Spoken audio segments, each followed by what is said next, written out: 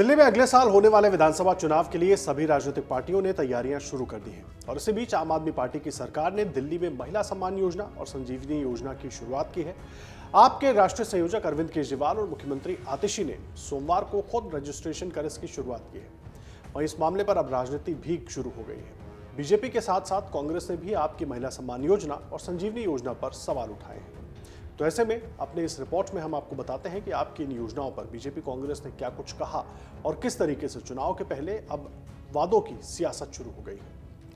कांग्रेस नेता संदीप दीक्षित ने आपकी महिला सम्मान योजना और संजीवनी योजना पर सवाल उठाते हुए कहा कि उन्होंने इसे पहले क्यों नहीं किया। सुनिए। महिला वाली जो पेंशन स्कीम है 12 से 14 हजार करोड़ की पड़ेगी, ठीक है।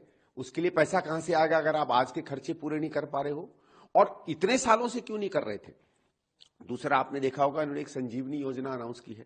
मेरा जो एस्टीमेट है संजीवनी योजना में 22-24 हजार से 32 हजार करोड़ रुपए तक का साल का खर्चा आ सकता है। ये कहां से आएगा? इतना तो पैसा ही नहीं है दिल्ली सरकार के पास, तो केवल झांसा दिलाने के और क्या है। दूसरा, मैं एक और चीज पूछता हूं, आपने कहा कि साहब 60 साल के ऊपर के बुजुर्गों को हम फ्री करेंगे। उससे तो ज्यादा बेहतर हमारे राजस्थान की कांग्रेस की स्कीम है जिसमें हर व्यक्ति को 25 लाख रुपए साल का मिलता है। मेरा यह कहना है कि 5 साल का कोई बच्चा गरीब का बीमार पड़ जाए, उसका खर्चा कौन उठाएगा?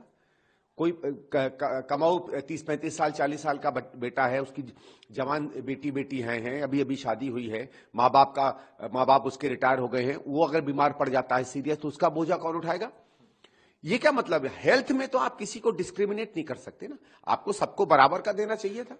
कांग्रेस के साथ ही बीजेपी ने भी आपकी महिला सम्मान योजना और संजीवनी योजना पर सवाल उठाए हैं। बीजेपी के नेता शहजाद पूनावाला ने कहा कि वो 10 साल तक सत्ता में रहे लेकिन दिल्ली के लिए कोई अच्छा काम नहीं कर सके और अब वो नए वादे कर रहे हैं। जो 10 साल तक इनकी सरकार रही, प्रदूषण मुक्त दिल्ली बनाएंगे, नहीं बना पाए। यमुना को साफ कर देंगे, 2025 तक डुबकी लगाने की स्थिति होगी, नहीं कर पाए। शानदार हॉस्पिटल बना देंगे, शानदार स्कूल बना देंगे, वो भी नहीं कर पाए और अब नए वादे कर रहे हैं। अरे 10 साल से आप क्या कर रहे थे? और आपने पंजाब में भी महिलाओं को इसी प्रकार की राशि देने का वादा किया था, कितनी महिलाओं को दिया गया? तो मुझे लगता है कि ये केवल और केवल चुनाव से पहले एक प्रकार से भ्रमित करने के लिए जनता को किए गए चुनावी वादे हैं। वहीं अरविंद केजरीवाल पर निशाना साधते हुए बीजेपी सांसद कमलजीत सहरावत ने कहा कि जो महिला सम्मान की बात करते हैं, जब अपने घर में राज्यसभा सांसद अपनी पार्टी के कार्यकर्ता का सम्मान नहीं कर पाए तो दिल्ली की बहनों का क्या सम्मान करेंगे। सुनिए। पंजाब में 2.5 साल पहले सरकार बनी थी आम आदमी पार्टी की इन्हीं वादों को लेकर। आज ही पंजाब के अंदर 2.5 साल बाद महिला सम्मान की जो 1000 रुपये 1100 रुपये राशि तय की गई थी, आज तक नहीं दी गई है। केजरीवाल सरकार झूठ बोलने की सरकार है। जो 10 साल में राशन कार्ड नहीं बना पाए, वृद्धों को पेंशन नहीं दे पाए, वो आज अगर किसी घोषणा का ऐलान करते हैं तो दिल्ली की जनता को उनका वास्तविकता पता है। और जो महिला सम्मान की बात करते हैं, अपने घर में देश की राज्यसभा की सांसद जो उनकी पार्टी की प्रमुख कार्यकर्ता थी, जब उसका सम्मान नहीं कर पाए तो आप दिल्ली की बहनों की क्या सम्मान। बीजेपी के इन आरोपों पर आम आदमी पार्टी ने भी पलटवार किया। आप सांसद संजय सिंह ने कहा कि अरविंद केजरीवाल ने पहले भी अपनी सभी गारंटियां पूरी की हैं और इस बार भी वो अपनी गारंटियां पूरी करेंगे। वो तो दिल्ली की जनता इस बात को जानती है, तभी हमने मुख्यमंत्री जी ने जब 2020 के चुनाव प्रचार में कहा था कि काम किया है तभी वोट देना, काम नहीं किया तो वोट मत देना। 62 सीटें दिल्ली की जनता ने फिर से हमें प्रचंड बहुमत से देके जिताया था और इस बार के चुनाव में 2-3 और बड़ी घोषणाएं केजरीवाल जी ने की है। 2100 रुपये प्रतिमाह महिलाओं के खाते में, सम्मान राशि और संजीवनी योजना। जब आजकल कई बार देखने को मिलता है कि बुजुर्ग होने पर बच्चे भी अपने माँ बाप का साथ छोड़ देते हैं, 60 साल के ऊपर के सभी बुजुर्गों के इलाज का पूरा खर्चा उठाने की जिम्मेदारी अरविंद केजरीवाल की सरकार लेगी। ये 2 बड़ी घोषणाएं हमने की हैं। तो मैं समझता हूं कि केजरीवाल देश के वो नेता हैं जो वादे से ज़्यादा काम करके दिखाते हैं और भारतीय झूठा पार्टी वो पार्टी है जिसके नेता आदरणीय नरेंद्र मोदी जी 2 करोड़ का रोजगार देने का वादा करके झूठ बोला, किसानों के फसल का दाम दोगुना करने के नाम पे झूठ बोला, काला धन ला के 15 लाख देने के नाम पे झूठ बोला, तो जिनकी पूरी महंगाई कम करने के नाम पे झूठ बोला, जिनकी पूरी राजनीति झूठ के बुनियाद पे टिकी है, वो अरविंद केजरीवाल जी के ऊपर सवाल नहीं उठा सकते। वहीं पत्रकारों से बात करते हुए पूर्व सीएम अरविंद केजरीवाल ने कहा कि बीजेपी के पास चुनाव लड़ने का कोई एजेंडा नहीं है। वो लोग दिल्ली वालों को बताएं कि उन्होंने दिल्ली वालों के लिए 5 साल में क्या काम किया। इनके पास कोई सीएम का चेहरा भी नहीं है। मैं तो कह ही रहा हूँ, उनके पास, बीजेपी के पास ये चुनाव लड़ने के लिए कोई एजेंडा नहीं है, कोई प्लानिंग नहीं है। वो दिल्ली के लोगों को ये बताएं कि 5 साल में दिल्ली के लिए उन्होंने, बीजेपी वालों ने क्या काम किया। दिल्ली में 2 सरकारें हैं, ये आधी कहते हैं ना, दिल्ली की आधी सरकार है। तो आधी सरकार आम आदमी पार्टी की है, आधी सरकार बीजेपी की है, केंद्र सरकार। आम आदमी पार्टी की सरकार ने बिजली, पानी, महिलाओं का बस सफर, सड़कें, सीवर, काफी काम किए। इन लोगों ने क्या काम किया?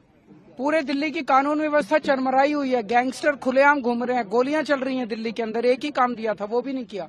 7 MP इनके हैं, LG साहब इनके हैं, उसके करोड़ों अरबों रुपए इनके पास केंद्र सरकार के पास है।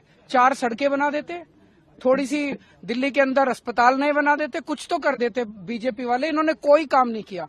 अब चुनाव में आए हैं और चुनाव में भी कभी चार्जशीट निकालते हैं, कभी मुझे गालियां देते हैं, कभी केवल और केवल गालियां गालियां गालियां गालियां गालियां। इनका एक ही मैनिफेस्टो है, केजरीवाल को गालियां दी, केजरीवाल को आने वाले 5 साल में गालियां देंगे। मैं दिल्ली के लोगों से पूछना चाहता हूं कि क्या गालियों से दिल्ली का विकास हो सकता है? आज मैं आपसे वोट मांगने आया हूं, अपने काम गिना रहा हूं कि 5 साल में मैंने क्या काम किए। मैं ये गिना रहा हूं कि अगले 5 साल में क्या काम करूंगा। इनके पास ना सीएम का चेहरा है, इनके पास ना कोई टीम है, इनके पास ना कोई नैरेटिव है, ना दिल्ली के लिए कोई एजेंडा है। आपको बता दें कि दिल्ली सरकार ने 2024-25 के बजट में मुख्यमंत्री महिला सम्मान योजना की घोषणा की थी।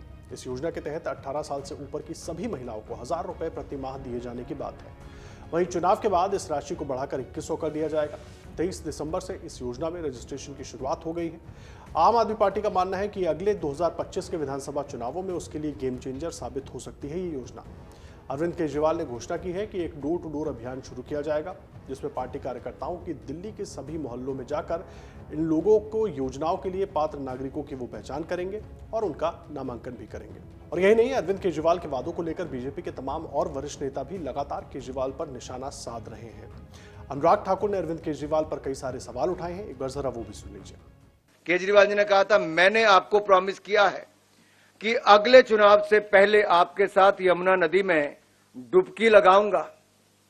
और मैंने आपको कहा था 2025 के चुनाव से पहले मैं आपके साथ यमुना जी में डुबकी लगाऊंगा। केजरीवाल जी, 10 साल हो गए और 10 दिन रह गए 2025 आने में। यमुना की सफाई हुई क्या? यमुना साफ हुआ क्या? केजरीवाल जी, यमुना जी तो आप साफ नहीं कर पाए।